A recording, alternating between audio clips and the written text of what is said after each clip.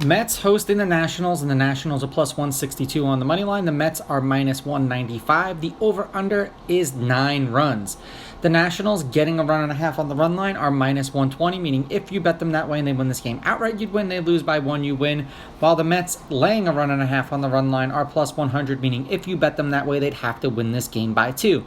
Gray pitched once against the Mets this year, 6 shutout innings. They won that game 5-0 in New York. He struck out 9 batters in that game.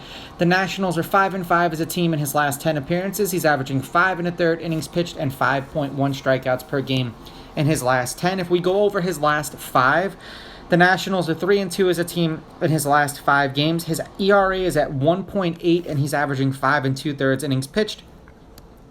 He struck out 4, 2, 6, 8, and 6 in his last 5 outings. So, not awful. Now, for the Mets, Senga pitched once against the Nationals this year. 5 innings, 2 runs, 2 earned. They lost that game 4-1. He struck out 7 in that game.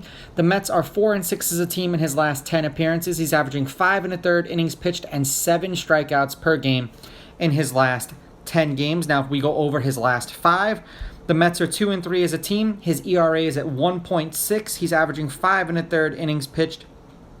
He struck out 3, 9, 12, 8, and 6 in his last 5 outings. That's his last 5 games in reverse order. Head-to-head, the home team is 6-4. The Mets are 6-4. The favorite is 6-4 on the money line. The underdog getting a run and a half on the run line, you guessed it, 6-4. There have been 3 one-run games in their last 10 meetings, and 2 of those games happened in their last 4 games. The over is hit in their last 2. The over-under is 5-5, and the under 9 specifically is 6-4. The last game they played against each other, the Nationals won 10-3. The game before that, the Mets won 8-2. The game before that, the Nationals won 3-2. The game before that, the Mets won 3-2. And the game before that, the Mets won 9-8. So there was 3 one-run games in a row. The Nationals are, when this wonderful thing decides it wants to load for me, 6-4 in their last 10. They're on a 2-game winning streak, and they are 5-1 in their last 6.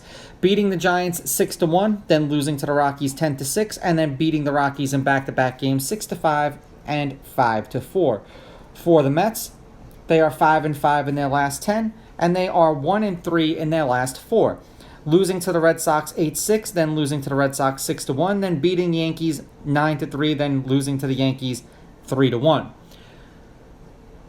I imagine that this is going to be a low-scoring game, and the Nationals have been playing well. The Mets have been playing mediocre, so I'm going to take the Nationals here in this one. I'm going to take the Nationals with the money line, the Nationals getting the runs, and I'm going to go under because both of these pitchers' ERAs are sub-2 in their last 5 appearances.